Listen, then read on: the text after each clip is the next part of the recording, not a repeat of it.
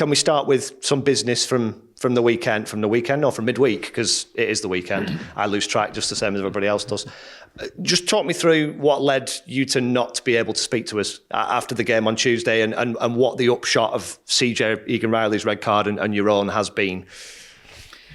I think, look, from my side, initially what transpired at the end of the game, I wasn't fully aware of at the time. Obviously, see the commotion of practically 22 men and the commotion, what happened. My main focus at that moment was obviously trying to get some control on the situation and not let things escalate. Obviously, the ref showed the red card then to CJ, and I just didn't have any awareness of what had taken place, really. My main focus and certainly my main concern at that moment was just trying to clear everyone. And I think it's fair to say, look, I apologised after the game to the referee in terms of me approaching him. I didn't realise you can't approach a referee at the full-time whistle. Now, what I've been sent off for was not foul and abusive language or an aggressive behaviour. I think it's very clear to everyone that wasn't the case. And in fact, I was in a bit of a calmish state, really, while there was a million things going on in my head and I was trying to process a lot of things. Never once was I used abusive language towards him, or was in any way aggressive. I was just trying to find out exactly what the situation was and trying to get some clarification on that. Now, where I am at fault really is probably I should have waited and gone in after to get that clarification. I suppose I was a little bit too eager to really try and find out what that was, and obviously approached the ref, which, like I said, I didn't realise I could do, and he sent me off. So I'm disappointed, obviously very disappointed, certainly at that moment, disappointed for many reasons, and the way the game ended wasn't ideal for us at all, and on my sake that was certainly the case. So a bit harsh maybe, and maybe in the heat of the moment, maybe we should all maybe think a little bit before we do things. But we're in a world of sport, and that sometimes their emotions step out of that. I don't think my emotions step out of it. By the letter of the law, you can't approach a referee at the end of the game, and for that, I've made a mistake there. I know Mike Jackson obviously did come and talk to us because he was allowed to, and talked about looking at whether there's recourse to appeal CJ's red card, and wasn't sure on the situation for you. Can you update us on that? Because I don't know the rule, frankly. Yeah, so we've appealed CJ's red card, and to be honest with you, I think we hold a very, very strong position on that. At the end of the game, the player has obviously pushed CJ. The player looks like he's going to go through on goal, and CJ's clipped the back of his heels. If this was in-game at that present moment in time, it's a tactical foul, and I think the worst cases is a booking. Never was CJ's false, violent, brutal. It was a trip. It was a technical foul. And like I said, if that was in running, that game was in running at that moment in time, it's probably a tactical foul, which it was, and it's a booking. I feel that CJ's been really, really harshly dealt with there with a straight red card. A straight red card comes under the category, like I said, a violent, a brutal action. Wasn't a stamp, wasn't a brutal action, wasn't a lash out, it was a trip, which was, in CJ's eyes, was actually game was live, and there was I think Maxi was around it, players running through on goal. And again, these players are at the brink of, or they're at the knife edge of everything. They're making decisions constantly, and while the whistle was officially gone, I'm not sure we can sit here and say that CJ knew that or didn't know it. What I do know is that tackle, what he made, what was perceived to be brutal or in a real aggressive way, wasn't the case. And for me, it didn't warrant a red card. Do you just have to plan with him and without him, pending the appeal outcome? Yeah, we'll know today probably. So we'll know by today where our appeal sits. Like I said, at this moment in time, I'll be planning with CJ because I feel that the case we've put forward and our position on where it is, I feel like we're in a strong position. We'll be planning ahead. I know I heard Joe Worrell talking a couple of weeks ago before the FA Cup about he can't really come knocking on your door because the defence has been so brilliant, but he's ready and you all prepare together and everybody's part of it. I guess with the squad you've got, with the options you've got, if you do get bad news on that front, you'll feel pretty confident still. Yeah, definitely. And like you said, football changes very quickly, and players like Joe and other players what are in around the squad, what not have had a lot of game time, need to be at their maximum, or certainly be prepared and ready to come in, because it does change very quickly. You're always a game away from a few injuries, and the landscape looks very different, and it changes very, very, very quick. So, like I said, we're in a strong position in that. Do you anticipate that you'll have to serve a touchline ban, or do you not know? I don't know yet, Will. I don't think that ban will come in at this weekend. Again, I'm not sure, because maybe by the letter of law, that's how it is. So at this moment, I'm not looking at that. We'll see where that goes in the future. I know you've always been very focused on the kind of process that you go through and the performances that your players put in. Does that apply to the bigger picture, the league table, the sort of external stuff that you can't control? Can you only focus on your result? It could be seen as a missed opportunity the other night to not win that game, but then the opponent are put in front of you and there's 90 minutes of football and there's all that context. Does that make it easier to keep things on an even keel and stay very balanced in your approach? Yeah, definitely. I'll always stay balanced on the approach, and that ain't forced, that ain't worked on. It's just my experiences in this division and my experiences in what we do, really. So that focus will always be each game, and we focus on trying to win as many. We have 9 games left now, and like I keep saying to every single person, you need to win as many as you can, and if we do that, we'll be, come the end of the season, we'll be where we need to be. We can't get focused on missed opportunity, someone's dropped points, they've lost the weekend. You every single week in this division, something pops up and you're either ecstatic or you're on the floor. And that's due to other outcomes from elsewhere. That can't be the case. Every game we played against the top opposition the other night. They're a very, very good side.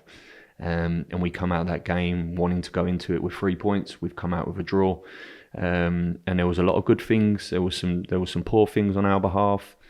And this is the leagues and the dynamics we're in. As far as the position is concerned, you're obviously in an incredibly strong position, particularly top 6, playoff-wise. Mentality-wise, does that allow you to have a little bit more freedom to maybe risk a point if you're drawing a game to try and win it, because you kind of know that behind you is looking pretty good, but striving for the top 2, those 2 points could make a massive difference? Yeah, I mean, I think that's probably what the common theme is that we can risk more now and try and win a game and maybe drop some points. That's what we do every game. That's what we've been doing since the start of the season. If anyone thinks that we're going into games wanting to draw or not win them, then that is not the case. We have to make decisions on how you see best in certain games. Of course you do, but the other night you go into it wanting to win the game when there's 70 minutes on the clock, you want to win game. That everything is proactive to trying to win games, because if that isn't the case, you won't be where we are in this league table at this present moment in time, really. So, look, we'll keep doing what we've done. Like I keep saying, we're in a fantastic place. Points tally at this present moment in time is well on track in terms of 2 points a game, and we need to try and maintain that for the rest of the season, really. I don't want to endlessly go on about the fact that you've done this before, but does your experience help? Can you transmit some of that to players who perhaps haven't been here before? Yeah, I hope so. And that is my main job, really. So while this squad has some experience of being in this position, and there's a few players, the majority of not. The majority of players here are young players, good players, very, very good players with big quality.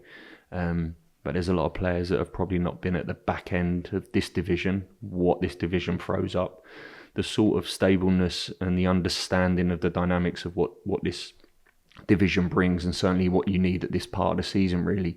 So, yeah, my experience, like you said, I've been in this division twice now, and they're the same traits, they're the same things that keep coming up, and that's probably right at the front of my mind when I'm obviously speaking to the group understanding that, and that will be key. What do you make of Swansea, who are in a situation, normally I would sit here and say they're under caretaker management, do you not really know what to expect? But because Alan Sheehan's had a little bit of a stint at it and actually only lost for the first time in the last game, didn't he, I think? Have you got a decent read on what he's doing and who they are under him? Yeah, I've got a decent read. Definitely changed a little bit in terms of the way they play and the way they go about things. And I think there's probably been a bit of a shift, but you're right. There's not a massive volume of games to go on. There are some clear differences, but as always, we'll try and prep to the best we can. And we just need to bring our best version of ourselves a weekend to get a result. And I just need to check personnel, obviously, other than the Egan Riley situation that we don't know yet. Is there anything new to report there? There's Lyle Foster at this present moment in time. We just need to check on him. He's improved drastically from the other night, and maybe there was an option not to bring him off, but we only had one more what's the word I'm looking for? One more sequence of subs, so I didn't want to run the risk of bringing two on and then Lyle couldn't go there. He's coming better today. We'll see where we are tomorrow with Lyle to know exactly where we are. And I guess fitness-wise and otherwise, the games that they've played in and stuff, the fact that you've got an international break coming up, does that affect it? Is it worth risking somebody who might be close when you're going to get an extra week? Yeah, no, definitely not. These are predicaments that I need to think about really and weigh up what's best for the individual, the best thing for the team, and certainly won't be risking anything which may see a longer stint out. Thank you. Cheers, Dan. Thank you, mate. Just on Lyle, he's been named in the South Africa squad. If he doesn't make it on Saturday, could he maybe not go away with them? It depends, really. I think, look, if he's not fit for the weekend, then it's probably highly unlikely that he would travel. I suppose it would just depend on timescales of where we see it, really. So, again, we'll make that call. We'll see where we are tomorrow with Lyle. Just on the injuries, the longer term ones, is there anyone that could be close in around it after the break? Aaron Ramsey's heading in the right direction. We're hoping for him to get some 11v11 exposure during the international break.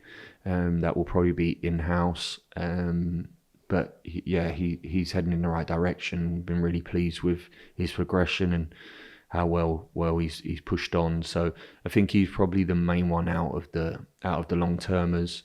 Jordan as well. To be honest, Jordan is flying. Still some time away, so I don't want to give anyone any massive hope. But certainly he's doing very, very well, and we're extremely pleased with Jordan on the grass, running. He's doing well. That must just be good for Jordan on a personal basis after being out for so long. Yeah. I mean, look, Jordan's been through it. To be fair, he's had a real tough time, been out for some time, and had some real ups and downs on that journey. Since obviously we got to the bottom of it, he's had surgery. He's slowly just been increasing, and things have been looking much brighter for him. He's in a much better space, and I think he really sees a real positive demeanour about Jordan. He can see some light in it, so I'm pleased for him. Like I said, it's always tough when you're injured and you've been out for so long. It's not a nice place to be, really. So Jordan's doing well. It's been pretty relentless, hasn't it, since sort of pre-Christmas, basically. Is the international break come at a good time? Although I know a lot of your players will be going away with their countries as well. Yeah, it is. Yeah, it's a good time. It falls on a good time. We've got, where are we now? 2 days, 3-day build-up now, and then we've got a massive game and a tough game at the weekend, and then there's a nice bit of a period that players deserve a little bit of time just to recharge, get some oxygen, and so that'll be the plan, really. But it's full steam ahead, starting from today, out training ground tomorrow, and then hopefully a massive performance at the weekend that we can go into the international period with 3 points, and then move on to the last phase of the season, really, Matt. We spoke a lot this season, haven't we, about the attack and creating more chances, scoring more goals. Do you feel like you got that balance right in the last few weeks, scoring 4, obviously, against Luton, Sheffield Wednesday? Yeah, I think we have, yeah. I definitely think we have. I think numbers are suggesting that. Our attacking numbers are suggesting that. And like you said, 10 goals or 11 goals now in, 3 or 4 games. I think we are creating more chances. We're looking more dangerous. I thought the one positive from the other night was our reaction from going a goal down You know, the boy scores an incredible free kick from 20 yards. You're thinking you ain't going to be able to get this over and over the wall. Really does. Our reaction from it was unbelievable. Really, I thought we looked every bit of a good side, a top side that wanted to keep pushing. So yeah, on that front, I think attacking wise, we're heading in the right direction. We just spoke to Connor Roberts before and not had a chance to ask you about his new contract. That's a really big positive for the club, isn't it? Massive positive, yeah. I'm delighted that we've managed to secure Connor. He's been pivotal this year. I think, you know, he's been pivotal for this football club for some time now. Brings huge quality, massive experience, know-how. His quality as well as a coach gives you adaptability in terms of the positions he can play and how he can play certain positions in game as well. So I'm pleased that we've managed to secure Connor, and he'll be he's part of this for the longer term now. So that's pleasing. Is there any progress with CJ and Josh Brownhill as well? Not at the moment. No, not at the moment. There's still ongoing conversations that we're having. Obviously, in season is pretty difficult, and certainly where we are currently as well in terms of what we have to do, and that sole focus on that. So don't want to get too blurry or take that away from what we need to do really. So them conversations are happening in the background, and hopefully we can try and secure that as well. Thank you very much.